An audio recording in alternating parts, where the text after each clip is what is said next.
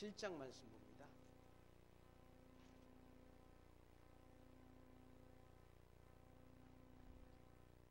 로마서 7장.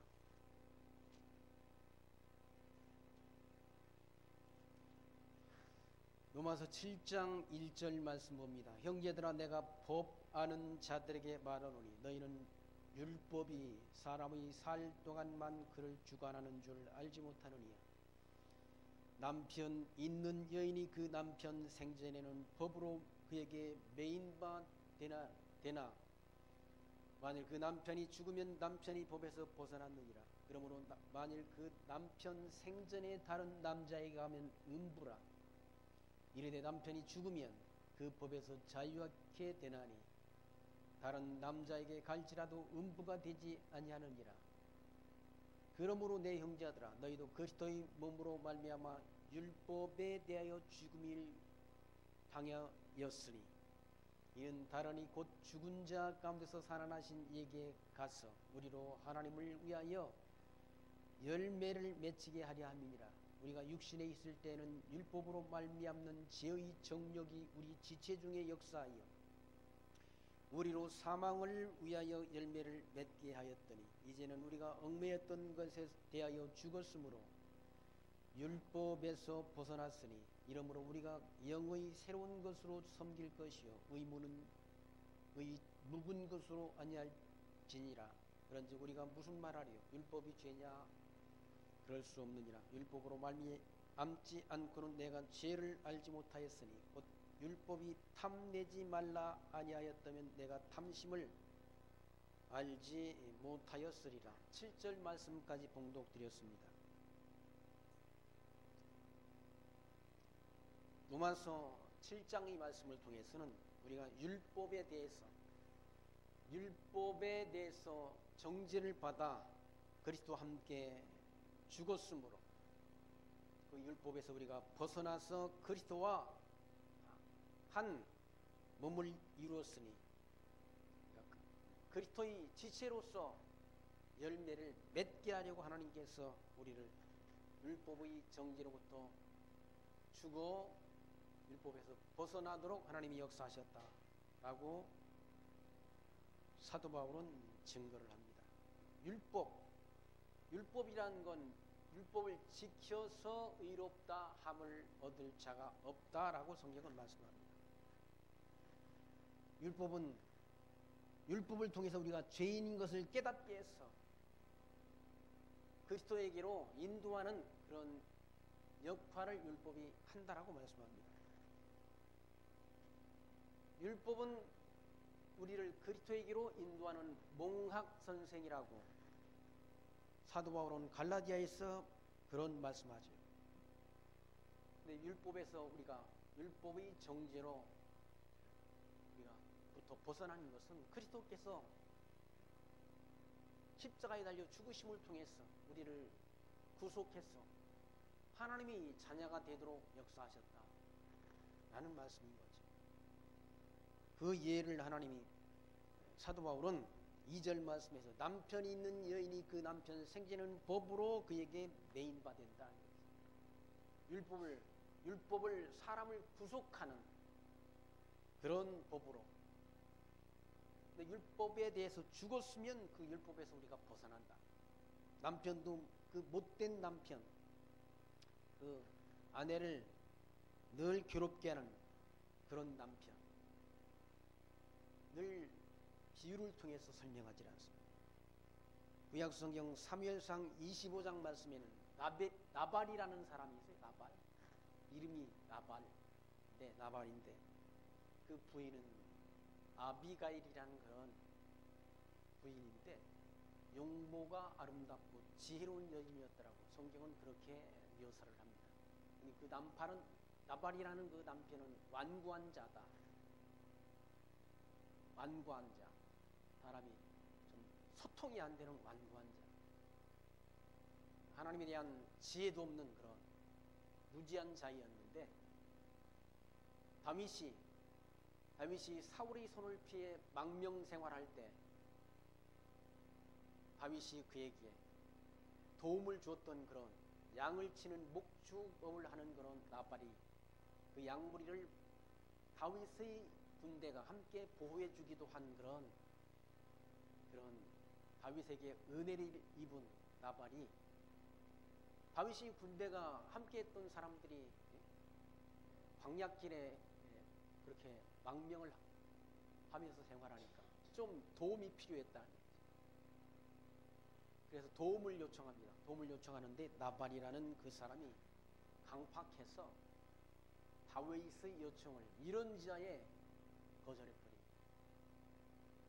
다윗이 이제 화가 나가지고 자기 군사들과 함께 가서 그 나발의 집 족속들을 다 진멸하려고 무장하고 가게 되는데, 그때 아비가일이 그 나발의 아내 아비가일이 그 다윗이 군대가 자기 가족들을 다 진멸한다는 하려고 한다는 그 정보를 듣고는 예물을 가지고 다윗을 맞으러 그렇게 가게 됩니다. 가서 무릎을 꿇고 다윗에게 나발 같은 인간, 그 아주 사람 같지도 않은 그런 사람을 죽여서 손에 피를 묻히지 말아달라. 다윗은 이 나라의 장차 통치자가 될 그런 하나님이 함께하는 그런 분인데 나발 같은 그런 자를 이렇게 직접 대적해서 죽일 필요 없다고 이렇게 하나님 앞에 다윗 앞에 무릎 꿇고 지혜로운 말로 다윗을 설득해서 결국 자기 남편 나발이 죽음을 면하게 되죠. 나발은 그것도 모르고 자기 아내가 자기 생명을 구원해 준 것도 모르고 그날 큰 잔치를 배설하고 실컷 마시고 즐겼다. 하나님께서 그 밤에 나발을 쳐서 죽도록 하나님이 섭리하셨어요. 그러니까 미련한 자인 거죠. 나발이라는 사람은 미련한 자라. 다윗은 하나님께로부터 기름 부음 받은 장차 이스라엘 나라의 통치자가 될 사람인데 그걸 알아보지 못해서 그의 도움을 거절했다. 만약에 그때 도움을 줬다고 한다면 나발이라는 사람은 이스라엘 국가가 세워질 때 국가 공신이 되는 거지.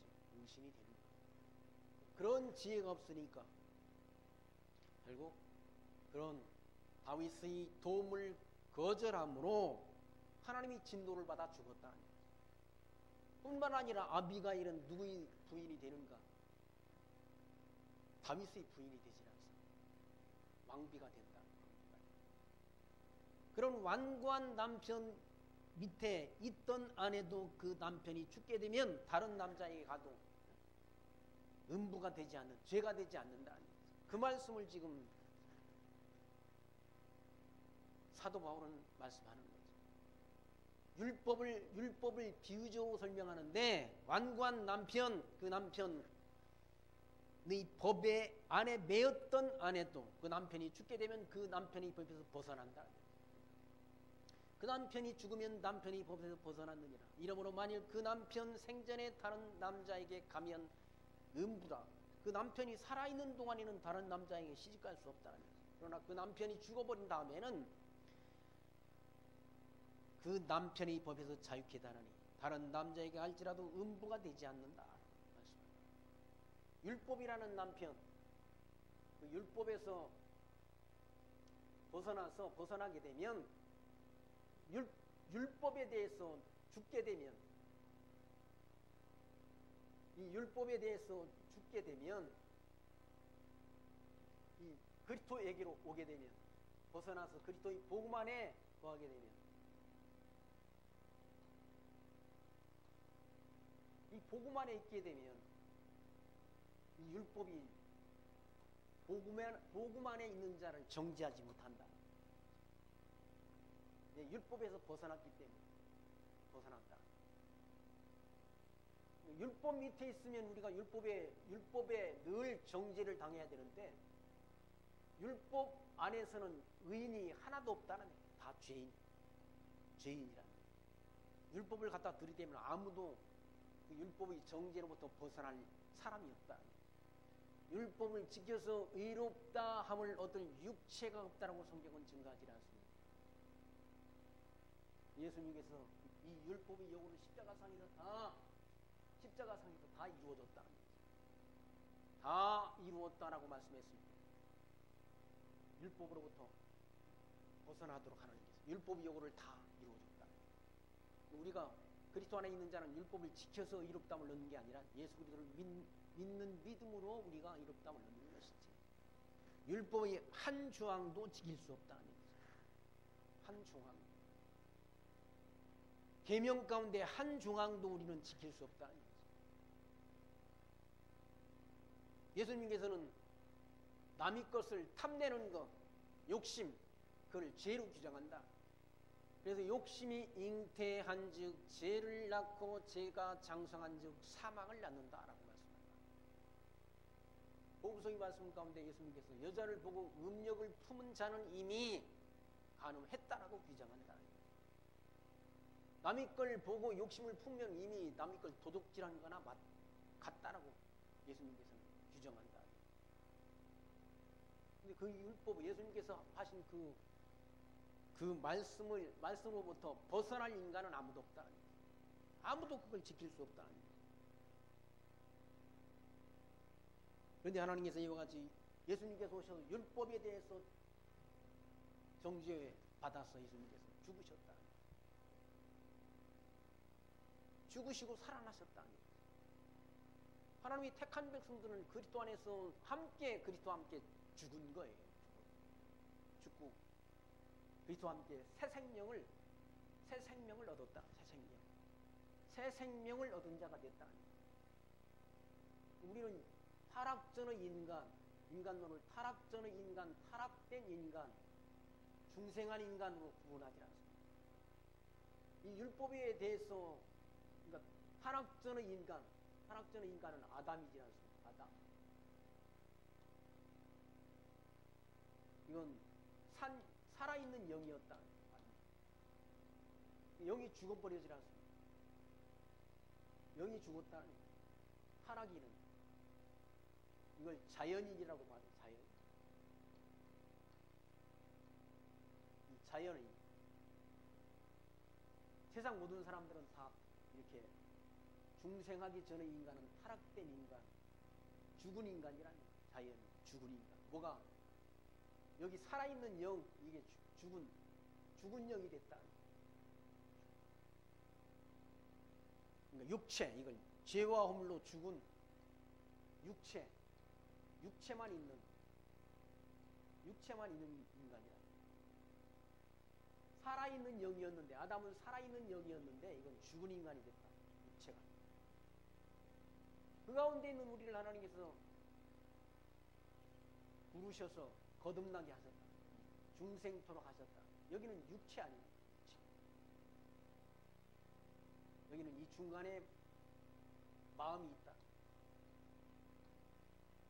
여기는 이 부분은 영의 소요.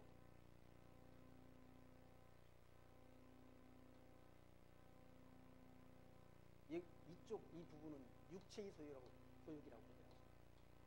육체의 소유.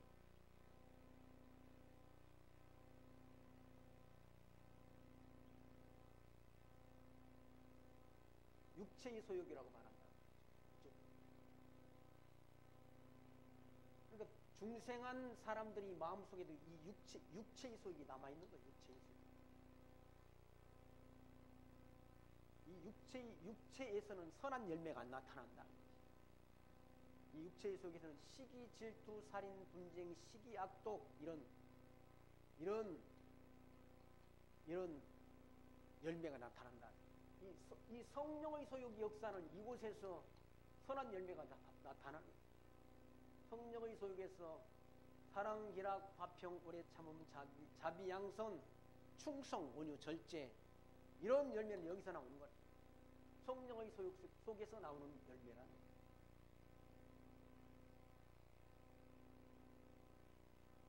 그러니까 거듭나고 중생된 사람의 마음이 두 마음이라. 여기 이 성령의 소욕이 주관하는 이 마음과 육체가 주관하는 이 마음이 있다. 두 마음이 있다.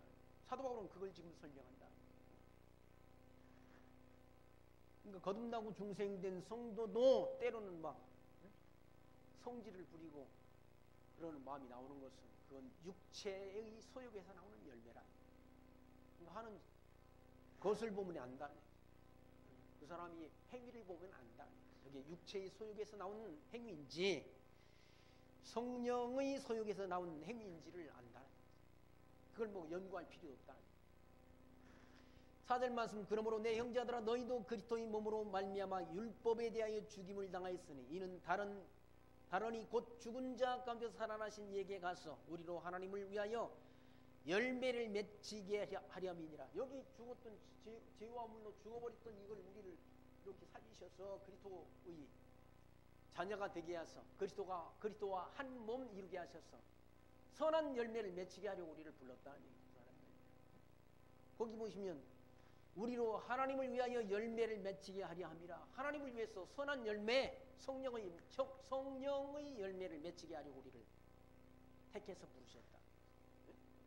성령의 열매는 사랑, 희락, 화평, 오래 참음, 자비, 양선, 온유, 절제, 충성의 열매를 맺게 한다고 그러더라. 육체의 열매는 시기, 질투, 살인, 분쟁, 시기, 악독 이런 열매들이라. 성령의 열매와 육체의 열매는 현저하게 다르다. 현저하게 다르다. 육체의 열매는 세상 사람들이 맺고 이 자연인들이 맺고 살아가는 열매인 거죠.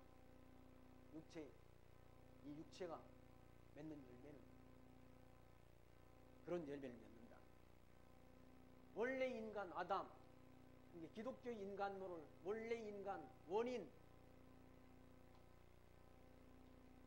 이건 타락인 이 중생이냐니까. 중생인. 우리는 저와 여러분은 중생한 인간이라. 중생한 인간. 타락된 인간 상태에서 우리를 하나님이 부르셔서 중생한 인간이 되게 하셨다. 거듭나게 한 인간. 기독교 인간론은 그러니까 원인 타락인 중생인 부활한 성도, 최종적으로 영원한 천국에서 부활한 성도, 이건 뭡니까? 신령체, 신령한 몸.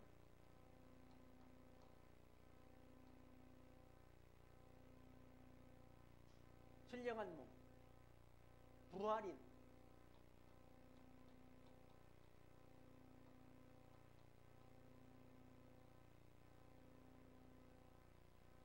영원히 산 영생체인 거예요. 영생체. 그러니까 썩을 몸으로 심고 썩지 아니할 몸으로 다시 살고 육의 몸으로 심고 신령한 몸으로 다시 산다라고 고린도서에서 사도 바울이 설명하죠. 신령한 몸으로 우리가 다시 산다. 신령한 몸.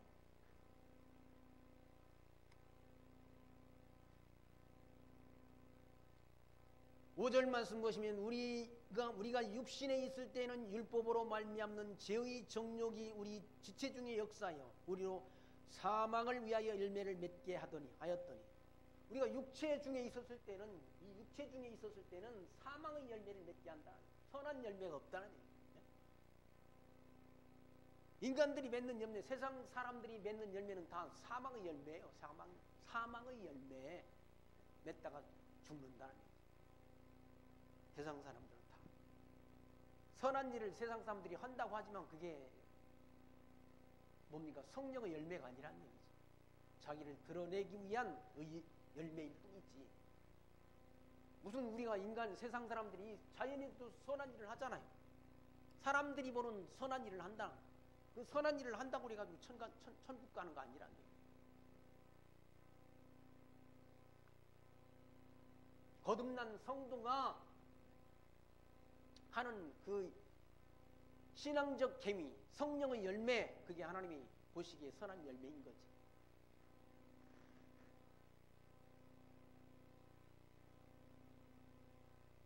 육 절 말씀, 이제는 우리가 얽매였던 것에 대하여 죽었으므로 율법에서 벗어났으니 이러므로 우리가 영의 새로운 것으로 섬길 것이요 의문을 묻은 것으로 아니할지니라. 영의 새로운 것 뭡니까? 영의 새로운 것,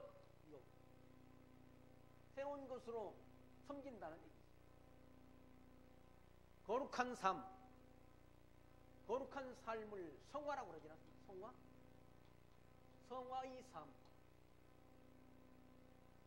오늘보다는 내일이, 내일보다는 모레가 더 성숙된 삶, 성장해가는 삶, 그리고 그 삶을 거룩한 삶이라고 말한다. 성화의 삶.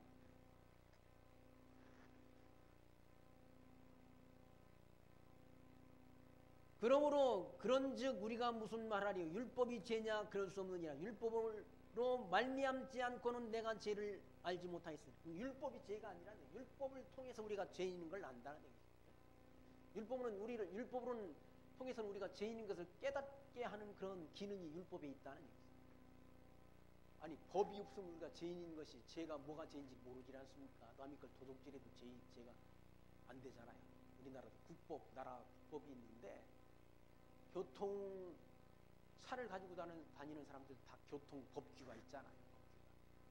옛날에는 다 우리 할 때는 신호등이 없었어. 신호등이 먼저 가는 사람이 임자였어. 70년대, 60년대 신호등 별로 없었어요. 신호등이 없었다는 얘기죠. 사거리 같은 데도 신호등이 없이 그냥 알아서 가는 그런 때가 있었다. 지금 법규가 다 있잖아. 법규가 있어서 파란불에는 진행하라. 그리고 노란불에는 이제 좌회전이다, 우회전이다. 그리고 빨간불에는 서야 된다. 그럼 법규를 어기게 되면 뭡니까? 범칙금이 부과된다. 법을 어겼기 때문에. 그런 신호등이 없는 거리에서는 그런 법을 지켜야 될 그런 규정이 없기 때문에 도로교통법에 그냥 지나간다 하더라도 적용이 안 된다. 저촉이 안 된다. 그 법에. 근데 율법에 탐심, 남의 것 욕심 내지 말라라고 말씀했다.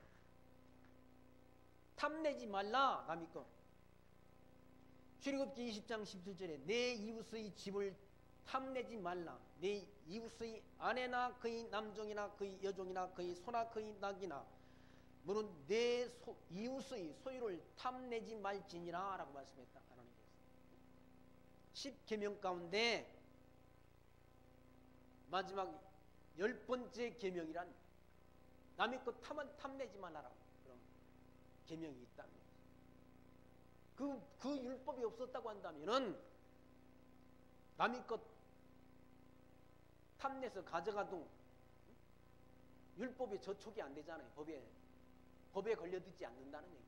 그런데 하나님께서는 내 이웃을 것을 탐내지 말라라는 그런 계명을 하나님이 주셨다.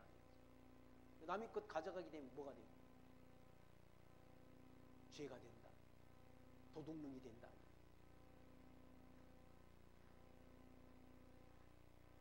팔 절 말씀 보시면 그러나 죄가 기회를 타서 계명으로 말미암아 내 속에서 각양 탐심을 이뤘나니 이는 법이 없으면 죄가 죽인 것입니다. 법이 없다고 한다면 죄가 죄로 성립이 안 된다.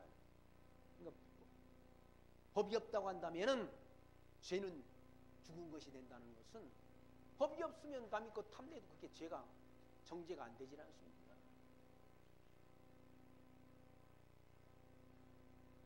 전에 법을 깨닫지 못할 때는 내가 살았더니 계명이 이름에 죄는 살아나고 나는 죽었다나. 우리가 늘 다 남의 것 탐심 가지고 살지 않습니다. 남의 것 좋은 거 보면 그거 가지고 싶은 그런 욕망이 있잖아요. 그 욕심을 가지고 있기 때문에 계명 앞에 가면 율법 앞에 가면 다 죄인이란 얘기죠. 다 죄인이란 얘기죠. 어느 누구도 의인이 없다는 얘기죠. 바리새인들이 예수님한테 현장에서 간음하다 잡힌 여인을 데리고 왔지 않습니까? 그런 자는 구약의 율법에 의하면 어떻게 해야 되는가? 돌로 쳐서 죽여야 된다는 얘기죠. 예수님을 시험하려고 바리새인들이 그 여자를 데려온 거예요. 성경에는 예수님께서 땅바닥에 뭘 자꾸 쓰셨다고 그러지 않습니다. 쓰신 다음에 일어나서 그 무리들을 돌아보시면서 하신 말씀이 너희 가운데 죄 없는 자가 이를 돌로 치라라고 말씀했다. 그 성경 말씀 가운데 돌로 쳤다는 사람이 있습니까? 없다는 얘기지. 어린아이로부터 어른의 일까지 한 사람도 그를 때릴 수 없다. 돌로 칠 수 없었다. 다 돌아갔다. 왜 돌아갔는가?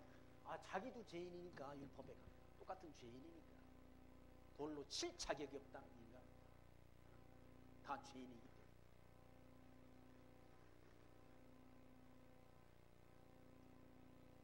구절 말씀 전에 법을 깨닫지 못할 때는, 이 율법을 깨닫지 못할 때, 알지 못했을 때는 내가 살았더니 계명의 이름에 죄는 살아나고 나는 죽어버렸다. 율법 앞에, 율법의 정죄로부터 나는 죽어버렸다는 얘기죠. 죄만 드러나고, 내 죄만 드러나고, 그 율법에 정죄받아서 나는 죽어버렸다. 생명에 이르게 할 그 계명이 내게 대하여 도리어 사망에 이르게 하는 것이 되었도다. 죄가 기인을 타서 계명으로 말미암아 나를 속이고 그것으로 나를 죽였도다. 계명 앞에 가면 내가 살 수가 없다는 얘기죠. 하나님의 법 앞에 가면 이로보건대 율법도 거룩하며 계명도 거룩하며 의로우며 선하도다. 그런즉 선한 것이 내게 사망이 되었느뇨 그럴 수 없느니라.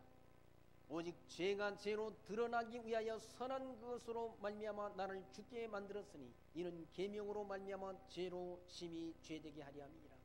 이 계명을 통해서 우리가 심히 죄인인 것을 알게 하려고, 도저히 내 능력으로는 그 하나님이 법 앞에 의롭담을 얻을 수 없는 죄인이라는 사실을 깨닫게 하기 위해서 하나님께서 율법을 우리에게 주었다. 율법을 주었습니다. 정죄 가운데 우리를 놓아두셨다. 그 율법이 정죄 가운데 있는 우리를 이와 같이 그리스도에게로 인도해서 우리를 살려내셔서 거듭나도록 하나님이 역사하셨다. 그렇게 하신 것이 은혜라는 얘기. 그게 은혜라는 얘기.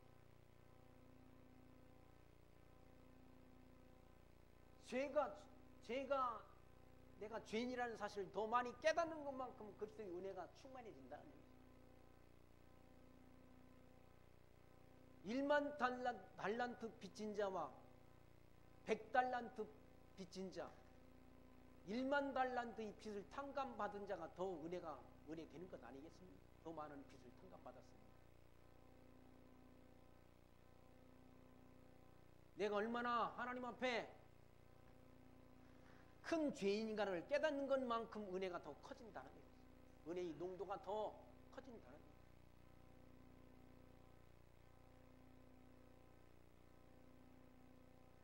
하나님께서는 이와 같이 계명을 주어서 죄로 심히 죄되게, 도저히 인간의 행위로서는 하나님의 정죄로부터 벗어날 수 없는 죄인이라는 사실을 깨닫게 하려고 하나님께서 율법을 주셨다. 율법을 주신 것은 그 율법 지켜서 의롭담을 얻게 하려고 주신 것이 아니라 율법으로 내가 얼마나 큰 죄인인가를 알게 하시려고, 깨닫게 하시려고 율법을 주셔서 우리를 심히 죄되게 하셨다는 말씀입니다. 14절 말씀 보시면 우리가 율법은 신령한 줄 알거니와 나는 육신에 속하여 죄에 팔렸도다. 나의 행하는 것을 내가 알지 못하노니 곧 원하는 이것은 행하지 않냐고 도리어 미워하는 그것을 행함이라.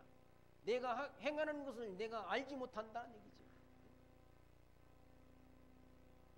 곧 원하는 것을 행하지 않냐고 도리어 미워하는 것을 행한다는 얘기죠.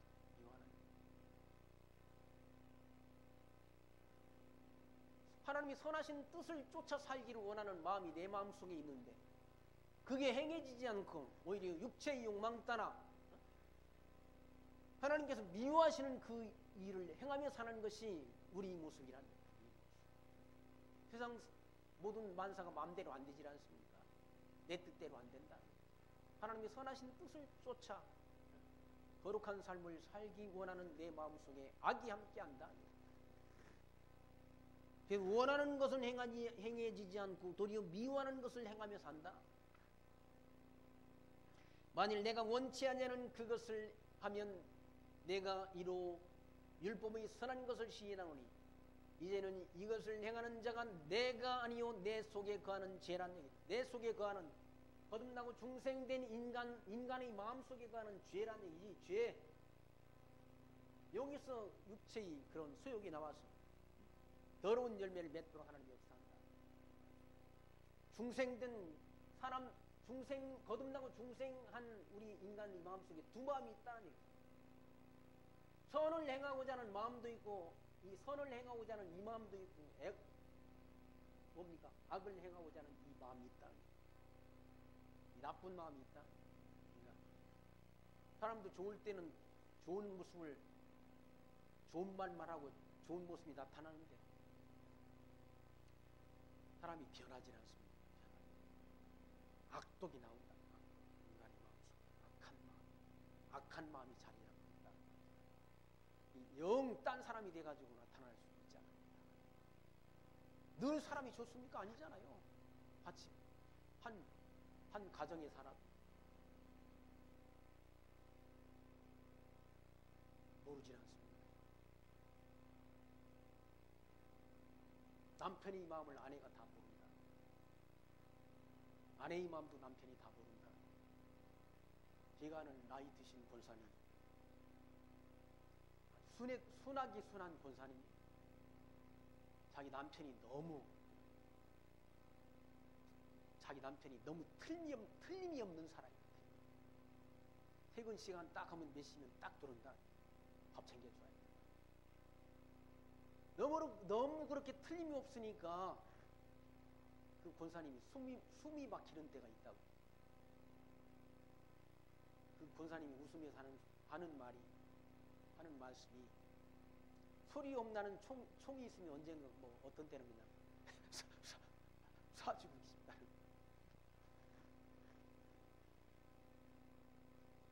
틈을 안 준다는 거예요. 틈을. 자기야.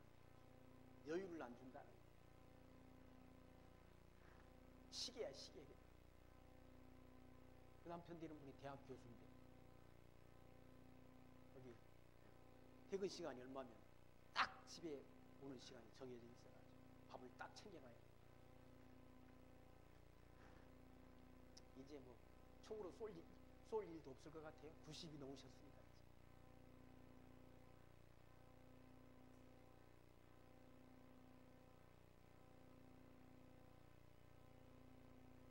사람의 마음이 그렇다. 두 마음이 있다는 거예요. 우리 마음속에는 두 마음이 있다. 18절 말씀 보시면 내 육신에 선한 것이 거하지 아니하는 줄을 아노니 원함은 내게 있으나 선을 행하는 것이 없다는 얘기죠.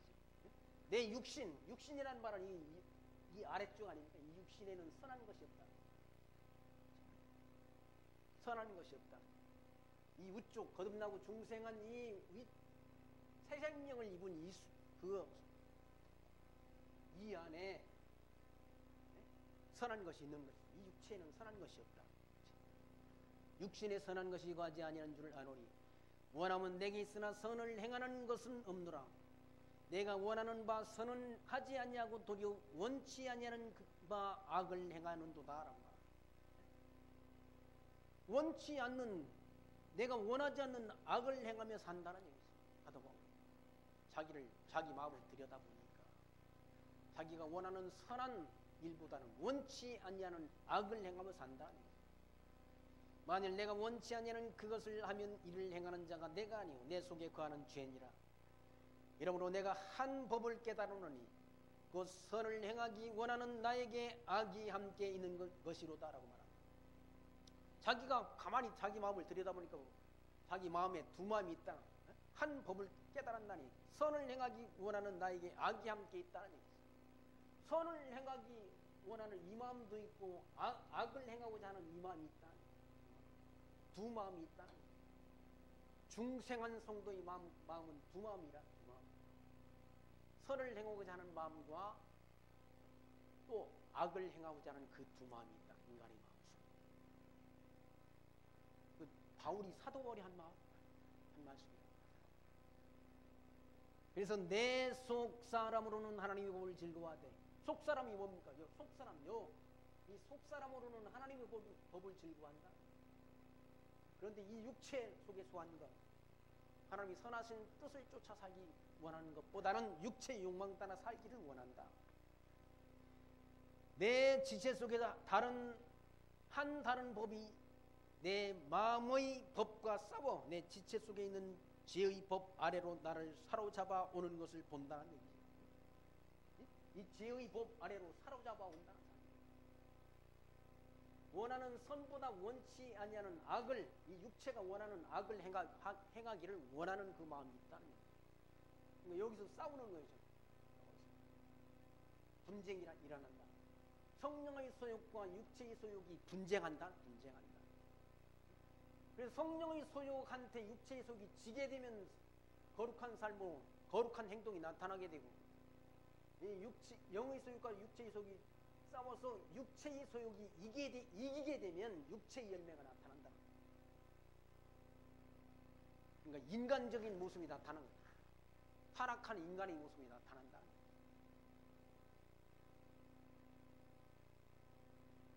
다윗이 하나님이 선하신 뜻을 쫓아 살 때도 있었지 않습니까?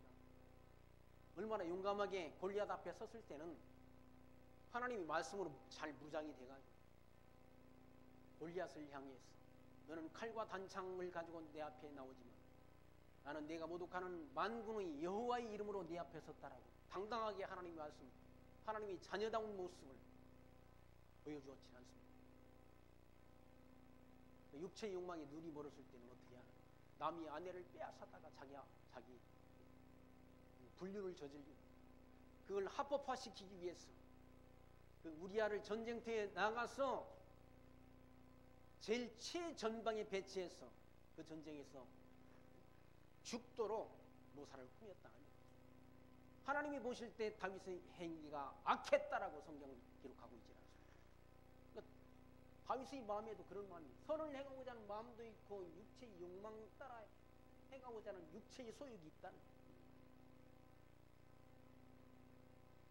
그러니까 육체의 소욕은 성령의 소욕을 거스리고 성령의 소욕은 육체의 소욕을 거스린다는 얘기예요.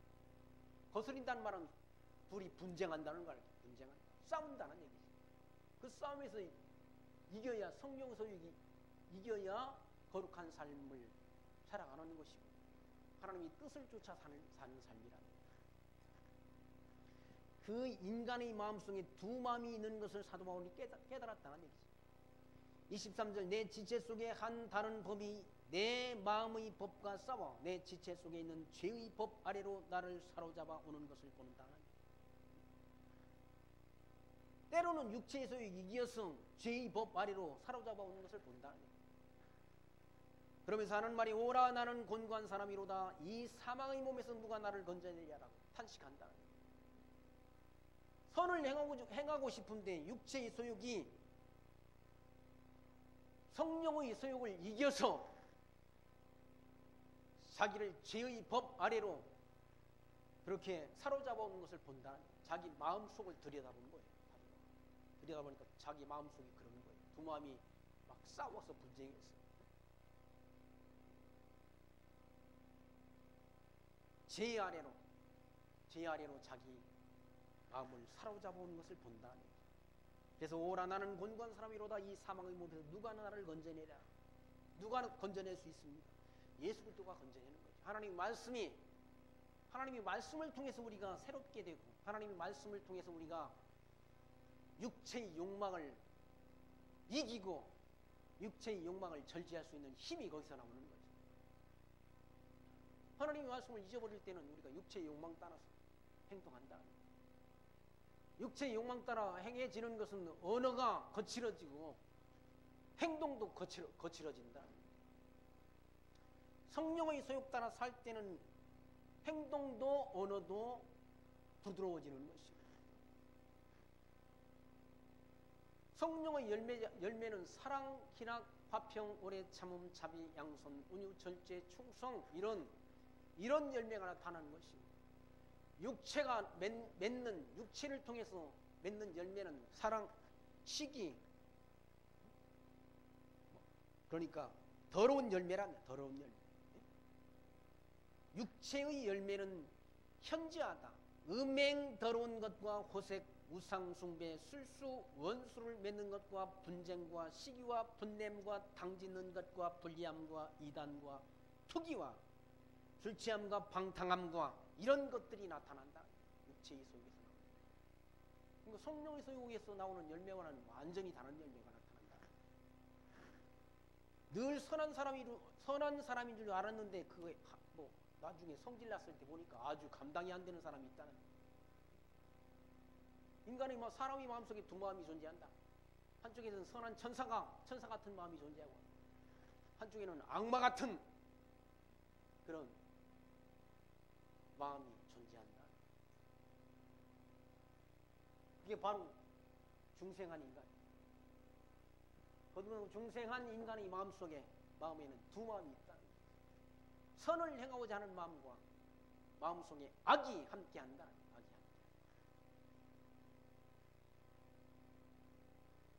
원래 인간은 악한 인간 아니에요. 원래 세상 사람들이 연구하는 인간론은 이 인간은 인간이라. 자연인, 타락한 인간. 이건 악인이라. 그리스도 안에서 우리가 거듭났어. 의인 됐어. 중생한 우리 마음속에도 선한 마음과 악을 행하고자 하는 그 마음이, 두 마음이 있다는. 거기서 건져내실 분은 누군가? 그리스도라니. 예수님께서 우리를 건져주셔서 선한 열매를 맺게 하셔야 선한 열매가 맺히는 것이지. 자기 인간의 스스로의 열매가 아니라 성령의 열매라고 말하잖아. 성령의 열매를 누가 맺게? 그리스도께서 맺게 하는 열매라.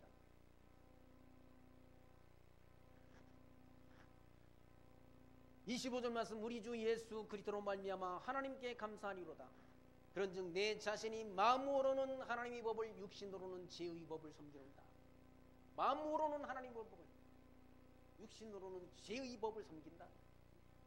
그렇게 살다가 그렇게 점진적으로 선한 삶을, 성화의 삶, 거룩한 삶을 살게 하셨다가 우리를 신령한 몸으로, 부활의 몸을 입게 한다. 이게 완성된 인간이죠. 완성된 인간. 이건 아직 미완성이란. 미완성. 어떤 가수가 불렀지 않습니까? 인생은 미완성이다. 미완성. 이거 미완성된 인간이니까 때로는 사악한 마음도 품게 되고, 감정이 담긴 그런 언어도 구사하게 되는 것이, 또 때로는 그런 범죄 행위도 하게 된다는 거죠. 그런 완성된 인간을 향해서 간다. 최종적으로 완성된 인간을 향해서 하나님이 우리를, 성령 하나님께서 거룩한 삶을 살도록 우리를 이끌어서 하나님이 선하시고 온전하신 뜻을 잘 지혜롭게 분별하는 그런 거룩한 삶을 살게 하셨다가 영원한 천국으로 인도해서 하는 것을 영원토록 하나님 앞에 감사와 찬송과 영광을 드리며 살아가는 그런 완성된 인간으로 우리를 만들어 가신다는 사실을 기억하시면서 그 하나님 앞에 항상 기뻐하고 범사에 감사하며 그 하나님이 선하시고 온전하신 뜻을 늘 기도하며 살아가는 그런 아름다운 성도의 삶이 저와 여러분들에게 늘 함께 하기를 소망하면서 말씀 마칩니다. 기도합니다. 하나님 감사합니다. 오늘 또 로마서 이 말씀을 통해서 죄와 허물로 죽어 소망 없던 우리를 이와 같이 택하시고 부르셔서 우리의 영혼을 거듭나게 하셔서 거룩한 삶을 살도록 우리 발걸음을 인도하셔서 마침내 하나님의 영광에 이르도록 우리를 이끌어 주신다는 말씀을 저희들 로마서 이 말씀을 통해서 다시금 확인케 하신 하나님 감사합니다. 이 광야 같은 거친 인생길 살아가는 동안 말씀 통해 하나님의 선하신 뜻을 밝히 분별하며 그 부르심에 합당한 생각과 삶을 통해 오직 하나님께만 영광 드리며 살아가는 지혜로운 성도로 살아갈 수 있도록 우리를 늘 하나님이 주관하에 우리를 이끌어 주옵소서. 예수 그리스도의 이름으로 기도합나이다. 아멘.